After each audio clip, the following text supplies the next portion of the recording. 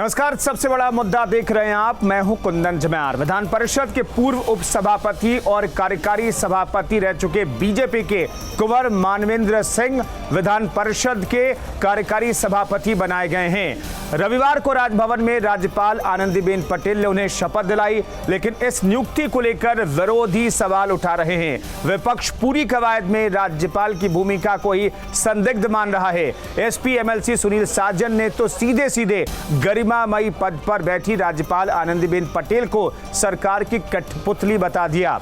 सवाल उठता है कि क्या अपने मन की ना हो तो व्यवस्थापिका के किसी भी फैसले पर सवाल उठाया जा सकता है। अपने मन की ना हो तो क्या संवैधानिक संस्थाओं पर छींटाकशी करने का अधिकार किसी को भी मिल जाता है? क्या जिम्मेदार नेताओं को गरिमामय पद पर कीचड़ उछालने से पहले सोचना चाहिए, बचना चाहिए? इन्हीं सवालों के जवाब को तलाशने की कोशिश हम करेंगे आज के सबसे बड़ा मुद्दा कार्यक्रम में। लेकिन सबसे पहले आपको दिखाते हैं एक खास रिपोर्ट। प्रोटेम के बहाने महामहिम पर सवाल।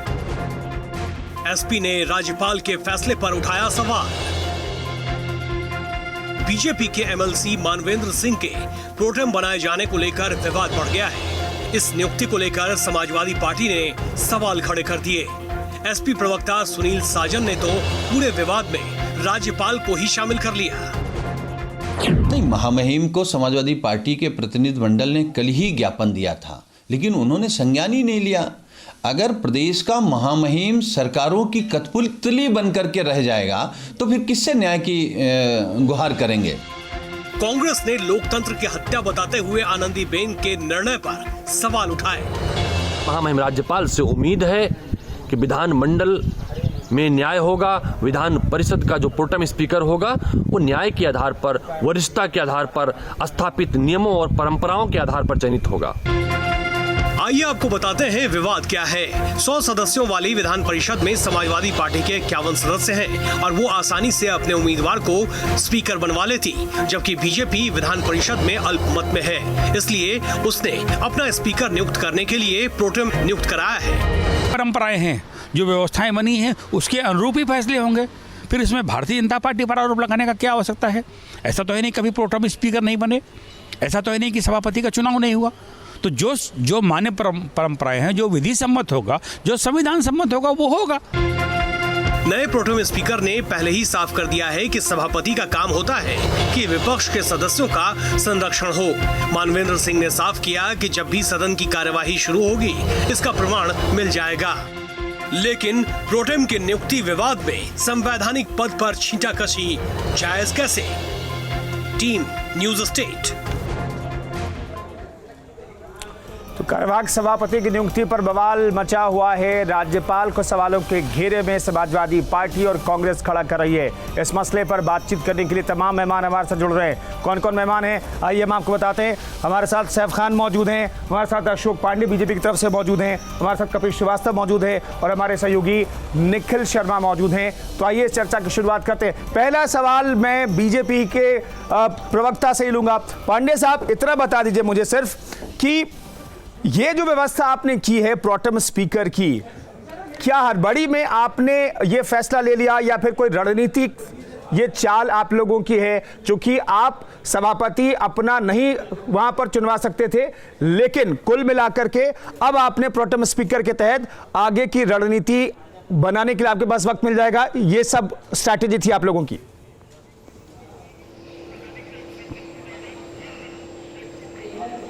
देखिए, आपको बता दें कि कार्यवाहक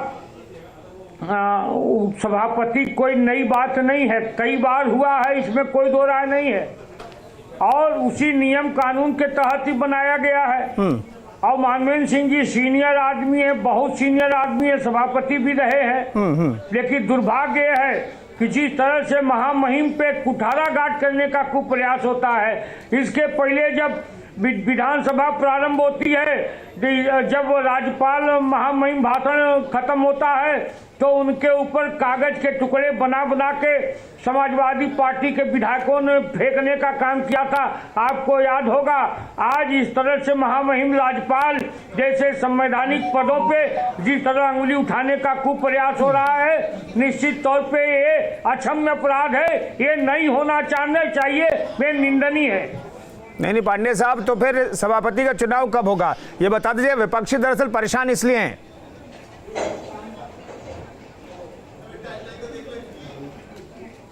देखिए, विपक्षी दलों को परेशान होने की जरूरत नहीं है, समय पर हो जाएगा, इसमें कोई दो राय नहीं है। ये अलग बात है कि मानवेंद्र सिंह जी सीनियर आदमी है और कार्यवाहक सभापति कोई नई चीज नहीं है, कई बार हुआ इस तरह का। ठीक है, कपिल श्रीवास्तव साहब बताइए, कोई नई चीज बीजेपी ने नहीं कर दी है सरकार ने, तो फिर राज्यपाल और राजभवन पर, संवैधानिक संस्थाओं पर इस तरीके से आरोप लगाना, आपके एक विधान परिषद सदस्य ने ही आरोप लगाए हैं, क्या ये सही है?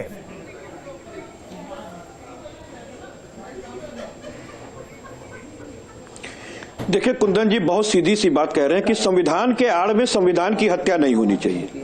माननीय अशोक पांडे जी ने जो भी बातें रखी हैं, आपके प्रश्नों का एक भी माकूल और संवैधानिक जवाब नहीं दिया है, लेकिन मैं संवैधानिक जवाब दूंगा। ठीक है। आर्टिकल हमारे संविधान का 169, 171 सब क्लास 1, 171 सब क्लास 2 और 172 ये अनुच्छेद हैं जो किसी भी। पांडे साहब चुप रहिए, पांडे साहब थोड़ा सुनिए, पांडे साहब सुनिए कि इन्होंने क्या गैर संवैधानिक किया है। कुंदन भाई देखिए, इनकी हालत खराब हो गई। मैं आपको बता रहा हूँ, कॉन्स्टिट्यूशन पढ़िए, देश के कॉन्स्टिट्यूशन से बड़ा कोई नहीं है, ना राज्यपाल, ना कपिल श्रीवास्तव, ना कोई। मैं सीधी सी एक बात कह रहा हूं कि जब विधान परिषद के गठन के संबंध में कहा गया, और केवल पूरे भारत में 6 ही प्रांत में विधान परिषद है और 1/3 से ज्यादा हो नहीं सकते, हमारी 100 सीटें हैं, 100 में 51 हमारे सदस्य हैं, और आर्टिकल 172 सब क्लास 2 इस बात को कहता है कि स्पीकर का चुनाव होगा। प्रोटेम स्पीकर का जो परंपरा डाली गई वो भी प्रथा के अनुरूप ये नहीं है, क्योंकि उसमें वरिष्ठतम सदस्य की बात है, तो अहमद हसन साहब से ज्यादा वरिष्ठतम तो कोई है नहीं। तो संविधान नहीं, अहमद हसन तो विधान परिषद के सदस्य थे ही नहीं। तो नहीं कपिल श्रीवास्तव साहब, अहमद हसन साहब तो सदस्य तो करते हैं, उनने कोई कुछ नहीं, सदस्य के तौर पर तो उन्हें शपथ ही नहीं ली थी, तो फिर उन्हें कैसे बना सकते हैं? उन्हें शपथ दिलाने के लिए तो प्रोटेम स्पीकर चाहिए ना, शपथ लेंगे तभी तो सदस्य होंगे। सीधी सी बात कह रहे हैं। नहीं, मेरी बात ठीक है, आज इन्होंने प्रोटेम स्पीकर बना लिया ना, कल करा लें चुनाव, क्या दिक्कत है? संविधान की हत्या रोज करेंगे क्या? उपसभापति, आप लोगों को शक है क्या? आज तक उपसभापति कपिल श्रीवास्तव साहब सभापति के साथ श्रीवास्तव साहब, आप लोगों को शक है क्या कि ये जो हत्या क्यों हो रही है? जो प्रोटेम चेयरमैन की बात चल रही है, जो नियुक्त किया बीजेपी गवर्नमेंट ने, राज्यपाल ने नियुक्त किया, माफ कीजिएगा, क्या ये लगता है कि ये टेन्योर जो है बहुत लंबा खिंच जाएगा? आप लोगों को ऐसा डर है क्या श्रीवास्तव साहब? बात डर की नहीं है, बात संविधान की एक क्लाजेस की हत्याओं की है। जी बिल्कुल मैं बात कह रहा हूं आपको, बात इस चीज की नहीं है, ये तो ले ही जाएंगे, ये इनका तो काम ही है, जहां 2 विधायक होते हैं वहां ये सरकार बनाते हैं। इसमें कुंदन भाई कौन सी बड़ी बात है? संविधान की हत्या, संविधान महामहिम के ऊपर कागज का टुकड़ा फेंका जाना, कागज का गोला बना के विधानसभा में फेंका जाना क्या सही है? महामहिम की नियुक्ति की जाती है, उसी ये लोग स्वयं गैर संवैधानिक लोग हैं। महामहिम पे उंगली उठाना, एक वीडियो प्रॉब्लम है, एक ऑडियो प्रॉब्लम है। सैफ खान हमारे साथ सीधे जुड़े हुए हैं, दोनों की आवाज कम कर दीजिए। कपिल श्रीवास्तव आपकी ऑडियो में प्रॉब्लम है और पांडे साहब का वीडियो फ्रीज हो गया है। सैफ खान साहब, क्या प्रॉब्लम है?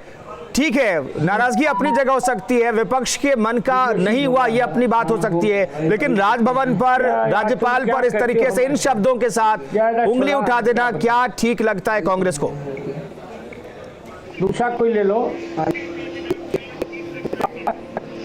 देखिए, सबसे पहले तो कुंदन जी, मैं ये आपके सामने बात रखना चाहूंगा कि देश के कॉन्स्टिट्यूशन की जो आर्टिकल है उनके लगातार जो है मैं मौका चाहूंगा। सबसे पहले मुझे आवाज आ रही है जो बीच में जी मेरी आवाज जो है रिवर्ट कर रही है, तो मैं चाहूंगा कि इसमें जो है रिवर्ब जो है नहीं आना चाहिए। कोशिश करेंगे। मैं अपनी बात पूरी रखता हूं। हाँ, ठीक है। कि देश के कॉन्स्टिट्यूशन का आजकल जिसे बोलते हैं ना मर्डर करने का जो है सिलसिला चलता आ रहा है। चाहे वो सीए एनआरसी की हम बात करें तो देश के आर्टिकल 14 का जो है कॉन्स्टिट्यूशन का नहीं भटकिएगा नहीं साहब खान साहब प्लीज। मैं चाहूंगा कि मैंने जो सवाल पूछा उस पर स्पेसिफिकली चल ही रहा है। सैफ खान साहब मैं भटकने नहीं दूंगा। सैफ खान साहब मैं इतना गुजारिश करूंगा आपसे, क्या भटकिए नहीं। मैं ये कह रहा हूं क्या प्रोटेम स्पीकर चुना जाना ये नई व्यवस्था है, क्या इस संविधान की हत्या है प्रोटेम स्पीकर को चुना जाना?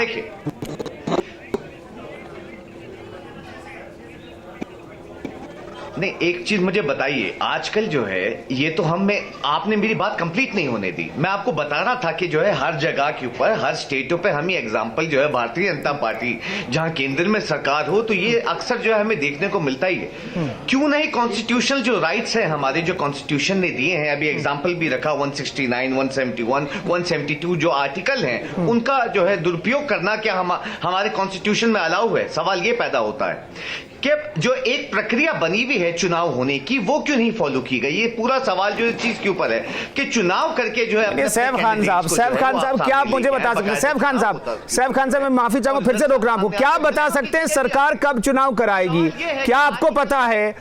मुझे पता तो नहीं है कि सरकार चुनाव कब कराएगी स्पीकर के लिए, बड़ी तकलीफ होती है। चेयरमैन के लिए कब सभापति के लिए चुनाव कब कराएगी मुझे पता नहीं है। क्या आपको पता है क्या? क्योंकि प्रोटेम स्पीकर तो चाहिए ना।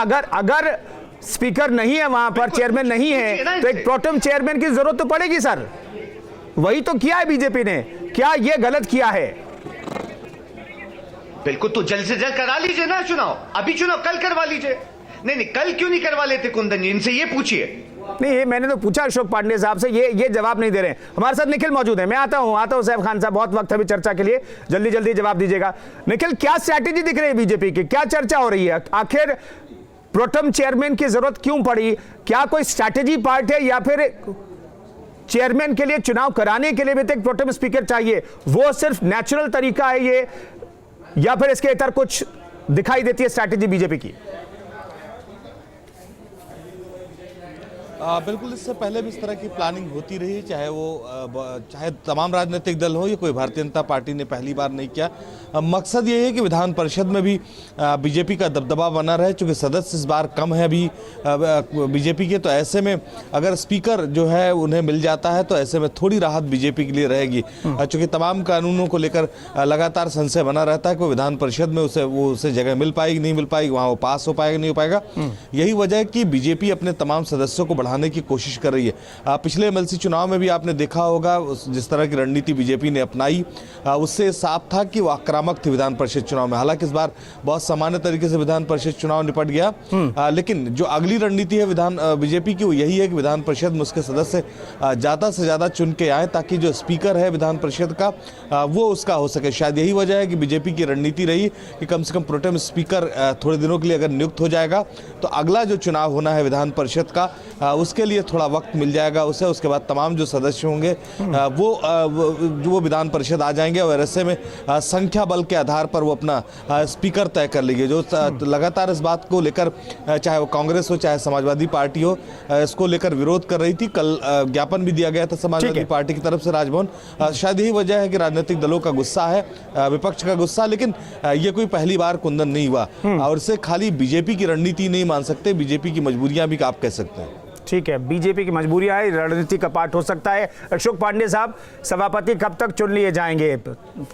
कपिल श्रीवास्तव भी हमारे साथ मौजूद, लगता है कि वो हमारे साथ मौजूद नहीं है। कपिल श्रीवास्तव साहब, क्या आप सीनियरिटी जरूरी है क्या? क्योंकि मुझे जानकारी है, मैंने जो जानकारों से बात की, ये जरूरी नहीं है प्रोटेम स्पीकर के लिए, प्रोटेम चेयरमैन के लिए वो वर्षतम हो। एक परंपरा जरूर बनी थी, लेकिन कई जगहों पर हमने देखा, चाहे वो महाराष्ट्र की बात हो, चाहे कर्नाटका की बात हो, गोवा की बात हो, वहां पर प्रोटेम स्पीकर जब चुना गया तो बीजेपी की गवर्नमेंट ने ही सीनियर मोस्ट को नहीं बनाया। मेरा सवाल यह है कि परंपरा अलग बात है, बीजेपी की चॉइस या राज्यपाल की चॉइस अलग बात हो सकती है।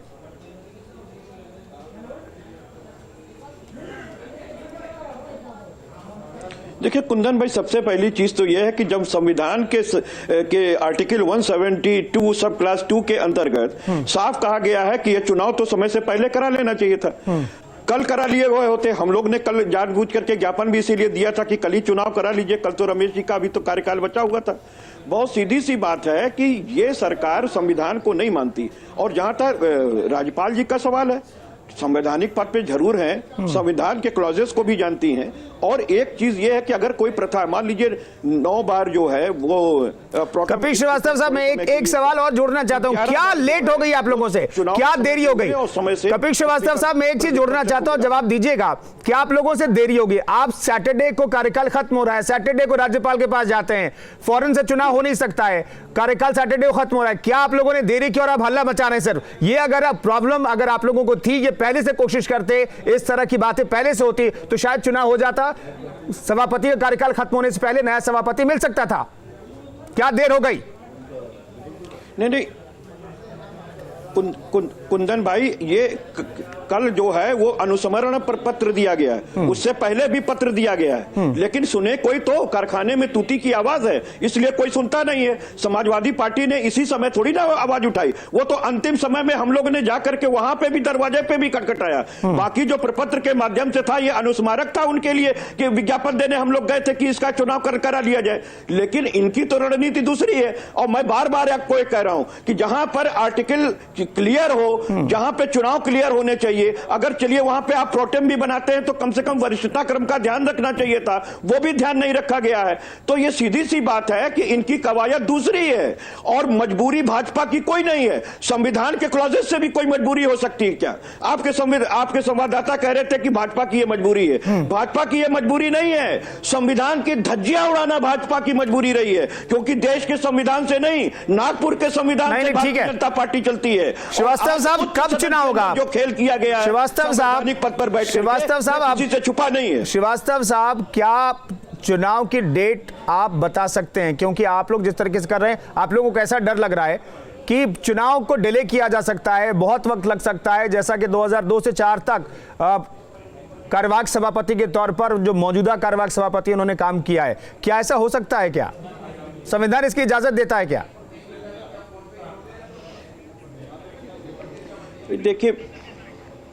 देखिए, संविधान इसकी इजाजत की बात नहीं, संविधान में तो एक क्लॉज डाल दिया गया विधान परिषद के लिए कि उसकी कार्य, उसका गठन और साथ ही साथ जो है वो सभापति का चुनाव कैसे होगा। तो सभापति के चुनाव की बात कही गई है। प्रोटेम स्पीकर तो ये एक कार्यकारी होता है कि जब तक कि वो चुनाव ना हो जाए।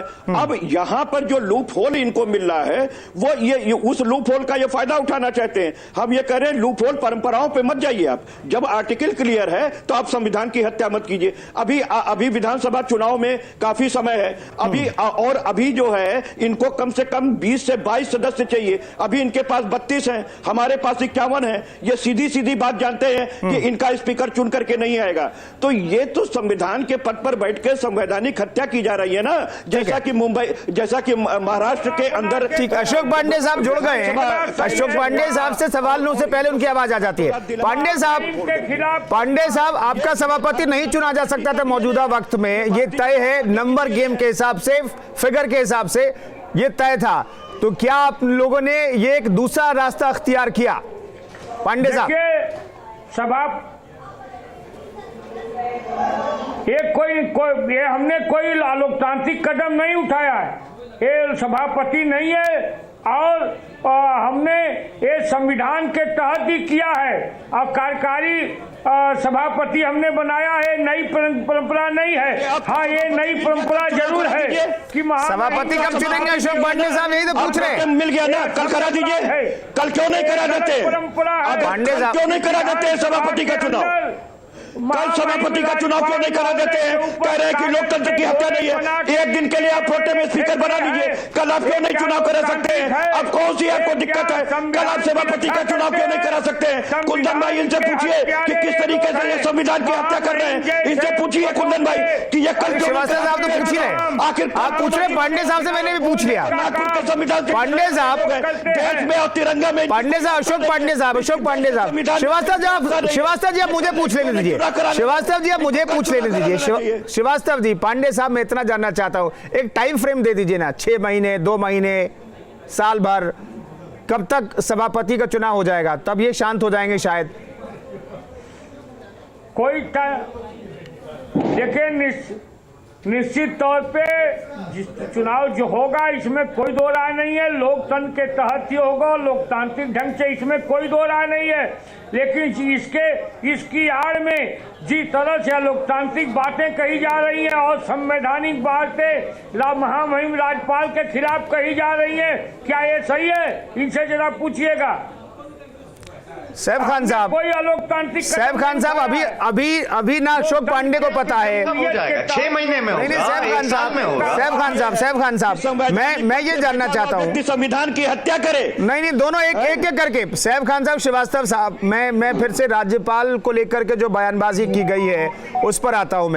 मेरा सवाल यह है सैफ खान कि आपको पता नहीं है कब चुनाव होगा, मुझे पता नहीं है, कपिल श्रीवास्तव को पता नहीं है, अशोक पांडे जी को पता नहीं है। फिर ऐसे में किसी संवैधानिक संस्था पर, संवैधानिक पद पर बैठे व्यक्ति को लेकर के ऐसी बातें कही जाती है, क्या ये सही है? क्या ये सही परंपरा है?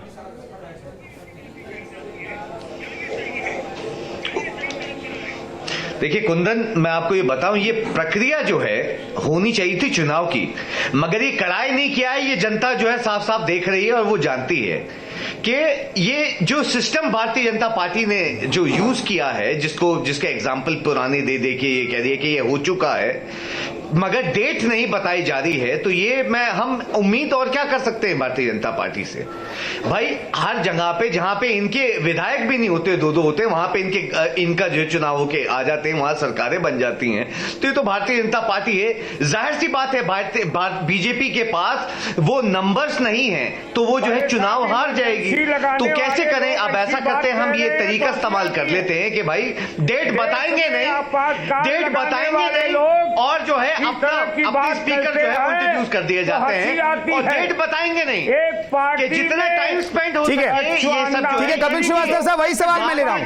कपिल श्रीवास्तव साहब, सुनील सिंह साजन ने जो बात कही, जो 2 शब्द का इस्तेमाल किया, राजभवन बिक गया है, राज्यपाल कठपुतली है, क्या ये सही परंपरा है? क्या आप लोग लोकतंत्र की हत्या का आरोप तो लगा रहे हैं, ठीक है, हो सकता है बीजेपी का स्ट्रैटेजी का पार्ट हो ये, लेकिन मेरा सवाल ये है कि राजभवन पर, राज्यपाल पर इस तरीके से टिप्पणी करना, क्या ये सही परंपरा है? क्या सही शुरुआत आप लोग कर रहे हैं? श्रीवास्तव साहब।